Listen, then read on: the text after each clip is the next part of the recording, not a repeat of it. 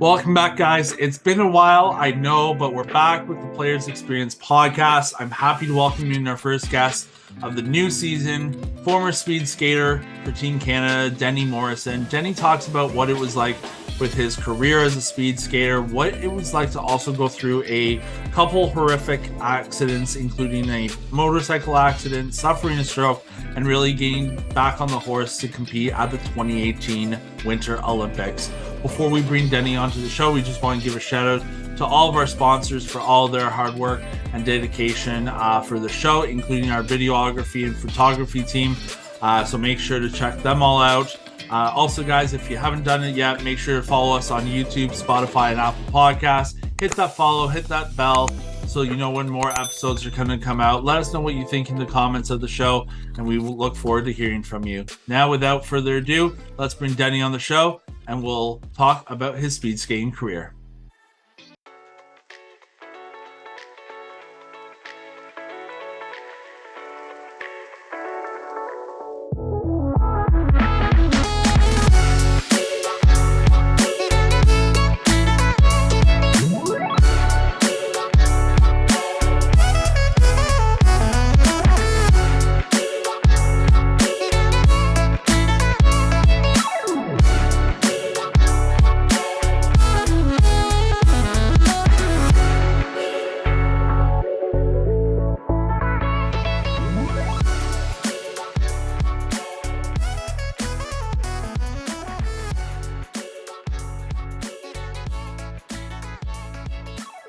Hey, Denny, how's it going, man?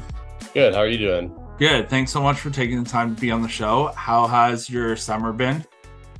It's been busy, man. Just like ever since we met at Motion Ball, and then since then, go, go, go. And yeah, like I mentioned, the big news for me was that between then and now, I was accepted to med school, and that's why I moved to Edmonton since we first met. From Calgary to Edmonton, relocated, and starting med school literally tomorrow at University of Alberta. Awesome. Congrats. That's a huge accomplishment. How excited are you? Oh, I couldn't be more excited. It's I mean, we'll get into some of the details of my past in sport, I guess, but in my mind, it compares to, I think, the first time I qualified for the Olympics, basically, where I was like, I don't know what's going to happen there, but stoked to be this far along the journey, and looking forward to doing my best as we move forward. That's great. Well, hey, at least it wasn't too much of a travel journey for you going from Calgary to Edmonton. Yeah, no kidding. I stopped applying in Ontario and stuff because I didn't want to move that far. So Yeah. Now, here's the biggest question. Being from Calgary for most of your life, who are you going to cheer for now, for the Flames or Oilers? we'll see what happens. Yeah, I feel like I moved to Calgary in 2003, which was that season in 2004, which if anyone's a hockey fan will know that, the Flames were robbed of the cup. So that was my first like experience with really being immersed in a city, in an NHL hockey city. And so I jumped right on that bandwagon and I wrote it out. And now that I'm in Edmonton, I don't know. We'll see how well the city does. And I don't think I'll deny that I'm a bandwagon jumper for pretty much any Canadian team that makes it the furthest in the playoffs. Preferably Canadian, preferably from my home province, and preferably from the city that I'm residing in. Right. So Yeah. I'll cheer for both. To be honest, I'm like, I don't know. I'm not too into the rivalry, but what I could do is I could wear my Flames jersey to the Edmonton Stadium if I watch games here, and then wear, like, maybe I'll buy an Edmonton jersey and wear it to the Flames Stadium if I go watch in Calgary. So There you go. Get under people's skin. Yeah. Now, talking about like the topic of ice and everything, your career has been living on the ice. Where did the passion for speed skating really start for you? Well, I started speed skating when I was super young. It's kind of an interesting story. My parents moved to this small town called Chetwynd, BC. It's way up in northern BC, and I think one of my parents' neighbors had started a speed skating club and just suggested to my parents that they put my brother and my sister and I into speed skating just to learn to skate. And that's sort of where it started. And then that's when I was 3 years old. And when I was 4, I moved to Fort St. John, where it has a bigger speed skating club with an outdoor long track ice surface. And because my brother and sister were in it, and I'm the third child and the youngest child in the family, I wanted to do whatever they were doing, right? And so I started out just kind of chasing them the whole way up. And the longer my dad would ask me sort of every year, do you want to keep speed skating or do you want to try hockey? Because I think you could be really good at hockey, right? And northern BC, Canadian small towns, they're hockey towns. But I think because my brother was in it, I kept chasing him, and he would break a provincial record. Then I'd try to break that provincial record 2 years later because I'd be like one age class below him. So I'm always, um, he helped me set goals for myself in that way. I always wanted to be as fast as he was when I was, as old as him, right? And so sometimes he would set a Canadian record. Oh, that was really cool. Now I want to set Canadian records and try to catch him in that way. And then he made Junior Worlds in 2001. And then in 2003, I made Junior Worlds, and I traveled to Japan with him for my first Junior Worlds and his third Junior Worlds. And so that was really cool. Just like a natural way, like I said, he set the bar, and I just kept trying to chase that bar that he would set. And then he made World Cups and he moved to Calgary to join the national team. And so then I followed in his footsteps and moved to Calgary after graduating, joined the national team. And yeah, so where the passion started exactly precisely is unknown, but I think it started with my brother being involved in the sport and me chasing my brother, and that sibling rivalry, perhaps. That, and also like the good old saying, monkey see, monkey do, right? You want to do whatever your family's doing and run with it. Yeah, exactly. Now, talking about those records, we'll talk about like the different competitions that you got into and some of your more stellar accomplishments. But talking about those accomplishments and those records, you've set a bunch of personal and world records for speed skating throughout your career, and some of them are still standing today. What's the feeling like for you to really know that your records are still standing in the record books today and that you were accomplished like part of it? Yeah, I mean, my ego loves that, right? But ultimately it's, records are made to be broken. And like I say, with my brother breaking records often 2 years ahead of me, and then me coming and getting them, I just assumed there'd be another person coming 2 years behind me and breaking them. And many of my junior records, I think there might be one or two that still stand, but ultimately a lot of records are made to be broken because the sport and the technology advances. So records literally are made to be broken. And as I was developing, there was fast suits coming out, and clap skates were sort of the new thing. And so in some ways, it made it easy for me to break records. But since then, a lot of those records have fallen to other up and coming athletes who are really doing great and have a huge future in the sport. And I know that, I don't know, like, what's a good example? Like Jeremy Weatherspoon broke the 500-meter world record the same year that I broke the 1500-meter world record. And his was broken. His world record was broken like maybe 5 years later. Like it stood for a long time for that world record, and mine was broken maybe less than a year later, right?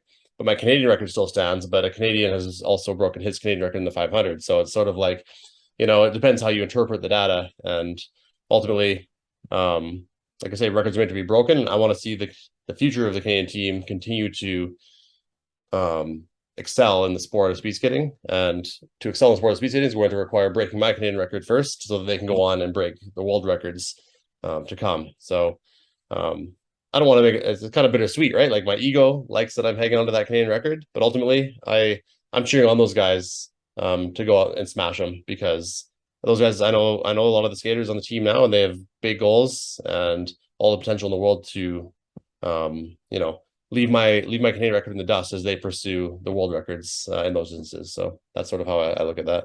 No, that's great, and that's honestly the best mentality. You love, like you said, you love seeing your name up there, but at the end of the day, you want to see the sport succeed and excel, right? So, right. And here in Canada, especially with the young up and coming guys that have sort of followed all their careers since they were teenagers, and now they're Olympians, and now they're national team, and like I say, they have the potential to be world champions. So I want to see them achieve that potential. now talking about all the accomplishments and trying to get into the world championships and the Olympics, between your Olympic appearances as well as your world single distance championships, you've taken home 3 gold medals, 8 silver medals, and 4 bronze. Between those two major championships and games, which appearance were you more excited about attending, the Olympics or the world single distance championships? Well, I think the answer is obviously the Olympics, because that's like the big one that everyone watches. And what I always tell people is that between every Olympics every 4 years, there's the World Championships every other year, which is basically, in the sport of speed skating, it's the World Championships is the Olympics for our sport on a non-Olympic year. And so, so I've never won an Olympic gold medal in an individual event in my sport. I won my gold in the team pursuit, but I was world champion in the 1500 meters twice, once in 2008 and once in 2012. and those were like definitely some of the highlights of my career, right? So it's hard to, I don't want to take anything away from how much I'm proud and how much I value those achievements in my career. But at the same time, the Olympics are the Olympics. And so, um, like the silver and the bronze and the story that I have behind those medals in the Sochi Games in 2014, I think those memories trump pretty much every other speed skating memory I have. No, and honestly, that makes sense. Like with me being in the Special Olympics, it's the same kind of levels. Like we have provincial, nationals, and worlds is our Olympics. And so eventually, I'm hoping to get to a World Games. I've been to two national games now, and so we're getting there. We're almost at the striving point, but I definitely know where you're coming from when you say about the Olympics versus the World Championships. Well, it's like the Olympics is the pinnacle of sport, right? And that's where, that's where the focus is, that's where the fandom is or whatever, and that's where we want to perform our best at that time, especially. So in speed skating, we even talk about quadrennials, so that every 4 years. So we have you know, a training like peak and then taper and then competition sort of taper every single season. So you go like first season, it might go like this, second season a little higher, third season a little higher, and then Olympic season, we try to like really ramp up the taper and the peak for that maximum performance, our best potential performance for every single athlete individually at the Olympics. And that's why you see, some of those Olympic records and world records broken at the same time at those Olympics, is because it's just made that much bigger of a deal of, right? And then the year following the games, it's usually like kind of a calm down for a lot of the athletes who have been to those Olympics and need some time to like recuperate from other, not just the physical, but the mental energy that goes into really maximizing performance in that once every 4 year opportunity, right? Talking about maximizing that performance, what's the mindset like for preparing for a race that's 500 meters compared to 10,000 meters? And what's the routine like for you when during your career you were prepping, or what's like the mindset of an athlete today going through the speed skating routines, trying to get ready for that race?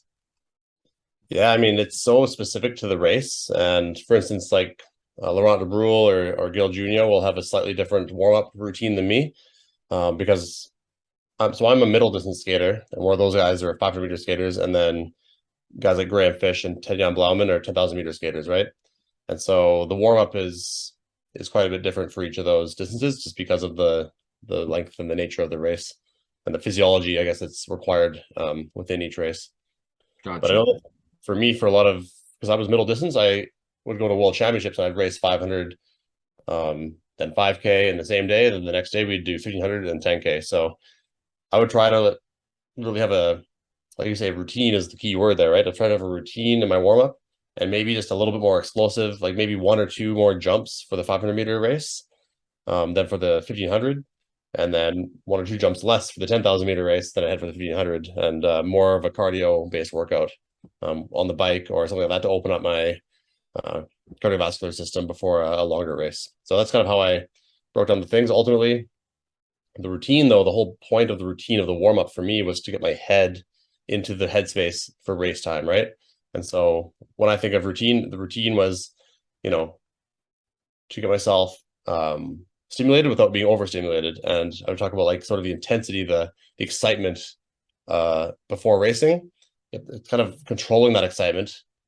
And I always like to just release all that excitement. As I went to the start line and they announced my name, it's like, okay, I'm finally here. It's time to go. And this, like, that was the moment that, doesn't matter if you're nervous at that point. Now it's like those nerves are all going to be, that's energy that's going into my explosiveness, into my stride, and into my execution of the race plan. So the routine, as it were, is the routine of the pre-race leads into the routine of the race plan, like I just talked about, so that when I wake up in the morning, the routine, the breakfast that I have before any race stays pretty much the same, so that I'm not feeling ill or off. And I would have I can almost pull it up on my phone, but I still have it saved, and I still use it for like big exams today, like the MCAT and my interviews for med school. I would put it in like my phone, like, okay, here's when I'm setting my alarm, here's when I'm waking up, whatever, brush my teeth, like have breakfast, the morning routine. And then for speed sitting, it was like, okay, I'm gonna bike to the oval, I'm gonna shuttle to the oval, whatever. And I know how long that takes. I would break that down for pretty much from breakfast until race time on race day, or for at least from race time backwards 3 hours, to know and within that routine, there's built-in buffers so that I'm not too excited. I'm not, a lot of times before a race, I'm like, oh, I don't want to waste energy. I need to sit down. And it's like, oh, I don't want my legs to be too tired. I need to stand up and move around and just like keep the blood flowing. And then you kind of get maybe this is me, but I think it's a lot of athletes. You get into this mindset where you're like, sit down, stand up, sit down, stand up. Like, what do I do? What do I do? And then you kind of like end up in this fog of like, what do I do?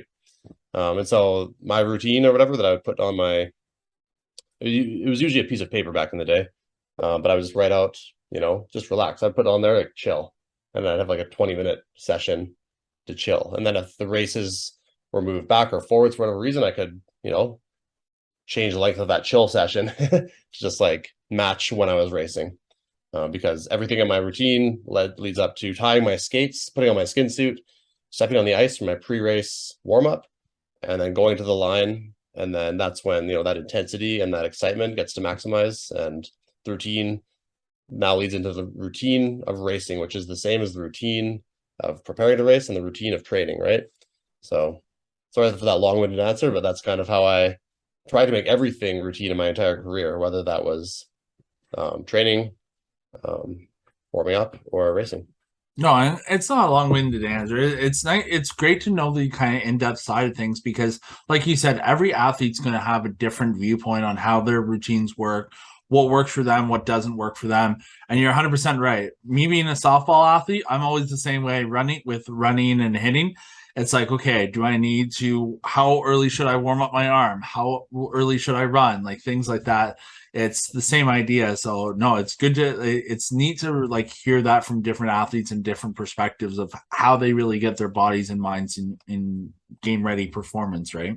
Exactly, right. And I'm sure it's the same for you to some degree. Like, I don't know, whenever an athlete like gets sick in training, I'm like, that's not because you're out of shape, or it's because you ate at the wrong time, like. And so like the routine, like, knowing when I can eat or what I can eat at what time of day before I really put that performance out there, that's that's why it's the routine, because that's what works for me. For And sure. again, the routine might work for you, right? So that has to be individually dialed. Now, talking about routines and kind of getting ready for what comes at you fast, life can come at you fast. And I want to talk about a couple of experiences that you had personally outside of the sport. First, you suffered a fractured femur during a motorcycle accident in 2015 after you had won 2 silver medals at the World Single Distance Championships, of which then just shy of a year later, you ended up having a stroke. From that recovery, and through those couple years afterwards, in 2018, you then qualified to compete for Canada at the Winter Olympics. What was the feeling like for you to not only have that accident, have the stroke, but then get back on the horse, if you will, and really want to get back into that racing shape and know that you competed for the Olympics and kind of just get your mind back into that readiness? That's the whole thing, is I wanted to get back there, right? And I'm going to back up a little bit on my answer for this one and just talk a little bit about how, Yeah, please. as Olympic champion in 2010, where as my home country Olympics, and it was in my home province where I grew up, I did lots of school visits and talks and maybe to corporations and things too. But I would always tell all these kids, like, never give up on your dreams, and never quit, and make no excuses and stuff like this. And the whole while, I mean, yeah, I had overcome like maybe a broken fibula one year in 2008. Like, generally, I had this entire team of support staff on my team to help me perform this at the highest levels that I did perform at, right? And so when push finally came to shove and I was in this motorcycle crash, am I gonna walk the talk, or am I just gonna talk the talk, right? And so now I'm like, my dream was to go to 2018 for my fourth Olympics and qualify there, and I think I can do it and make no excuses. Like, there's a lot of broken bones, there's a lot of injuries to overcome, but I think I have time and I think I can make it back. And I want to show people that I'm true to my word, that we can make it back if we just focus on the goal, the small victories that it takes to get there. And there's going to be thousands of those small victories, whether that's like standing up out of my hospital bed the first time, walking for the first time, riding a bike the first time, of course, getting back on skates for the first time, and then re-strengthening my body back to what were once my best lifts and things like that in the weight room. And so I had all these little goals set for myself all along the way. And that's ultimately what got me back to compete in 2018. And that was, that was the big victory for me. That was, I know I talked about 2014 and the individual Olympic medals that I won there as the highlights of my career.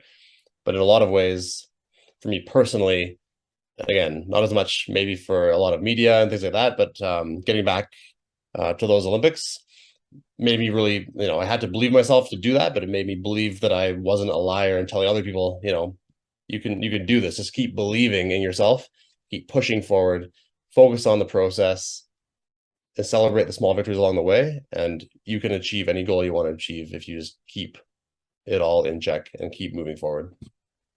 And those are some great words, really, because you're right. You like have you don't want to just be sitting on the sidelines and like have an injury and be like, that's the end of my career. That's it, right? You really want to strive and do what you say you want to do and really show everyone else that like, hey, an injury isn't going to like stop me from competing or wanting to complete my dreams and things like that, right? I like just first thing that comes to mind talking about like skating and accidents is like you look at what happened with Humboldt, with the Humboldt Broncos, and with the one hockey player Ryan who was paralyzed, and now he's been up and walking, and he's doing the same thing and trying to get back on the hockey side of things and skating again. Right? It's that's just the first kind of thing that comes to mind. That's a similar idea where it's like you want to try and achieve your dreams and get back on the horse, if you will, and really just show like there's nothing that will stop you if you have the right mindset.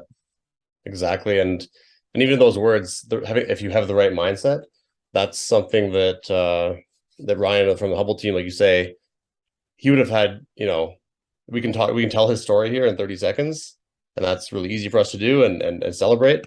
But it's like he would have had massive amount, like just reoccurring doubt, reoccurring disappointment and setbacks that, and frustration and reoccurring, the need for patience on this whole journey. And he did it, you know what I mean? And a lot of, and the reason I tell this story is because in orientation week last week for med school, we had a lady in a wheelchair come and talk about how important advocacy is for those in wheelchairs, for those with spinal injuries and things like that. It absolutely inspired me because I felt in a lot of ways it sort of paralleled my own story for patient advocacy. And she talked about how so often doctors will tell a patient with a spinal injury, okay, you're never going to walk again, you're never going to drive again, you're never going to have kids, you're never going to have sex, and like they would just list off these things. And it's just like, how do you mentally deal with that when you're, as Ryan just showed and she showed, you're able to recover and you're able to continue taking these small, like, and I say small, but it's like, 1 pixel on our screen, small steps forward. And ultimately we got a whole screen in front, we got a whole picture, a bigger picture we never could have seen if we didn't take that 1 pixel at a time to advance ourselves. And yeah, that Ryan would know better than me what that resilience looks like. And it's, I talked a lot about grit in my career, and it's the day-to-day ingredient of like, okay, today's gonna be hard, and I'm gonna get through it. And you wake up tomorrow and it's like, or you wake up the next day and it's like, okay, I got through yesterday. Today should be easy, but it's like, no. That's not, like, grit means it's a daily ingredient. So yeah, there's gonna be challenges today. There's gonna be challenges today. There's gonna be challenges today, and on and on and on. And you're just gonna keep overcoming those challenges. And that's, I think, Ryan, like you mentioned, his story is, inspirational beyond words, because that's an inspiration to me. And I've never had a spinal, but I'm sure, as this person spoke to our meds class, it's like, how do we motivate people to remain motivated, right? How do we encourage people to keep taking those pixel-sized steps forward rather than telling them that there's no hope, right? So hang on to hope was the big message that our presenter yesterday had, and that I want to commend Ryan on and celebrate, and hopefully provide to my patients in the future if I end up in that stream of medicine where I can be a physiatrist and working with people with spinal injuries and stroke survivors like myself. Not if, when you get into that field. Come on now. Oh, so yeah. Now I like to end off every episode with a segment called Words of Wisdom. So, what would your words of wisdom be to the next generation of speed skaters, or advice to them on kind of just getting on there? I know we've talked a lot about motivational words and sections throughout this episode, but what would your closing remarks or be to those athletes watching that would want to continue? Um, I guess in context of this conversation, the best things I can say beyond hopefully the motivational aspects I've already talked about, for speed skaters specifically is, and I guess for male middle distance speed skaters like myself specifically is, look at records as if they're made to be broken, as as a stepping stone towards the next goal, right? So, um, again, those are big celebrations, big victories along the way, but don't look at it as out of reach for any reason, right? So, and I don't think I need to tell a lot of the national team guys this, but young up and coming speed skaters, celebrate every single personal best, right? Celebrate if you can at the start of the season, if you can stay low and strong in the speed skating position, which is, I don't know, if you show a video of a speed skater, it's quite an uncomfortable position. And a lot of speed skaters don't, and myself included, don't really feel comfortable staying in that position for longer than 2 minutes. So, but if you get through the practices all summer long in the lowest position possible, that sets you up for the best season and the best possible chance of personal bests. And enough personal bests will add up. I see my record falling before that Olympic record falls shortly thereafter. So keep grinding, keep pushing hard, and never give up on your dreams. Awesome. Well, Denny, thank you so much for taking the time to chat. It was great meeting you back in Calgary in May. And best of luck with med school and everything to come with it.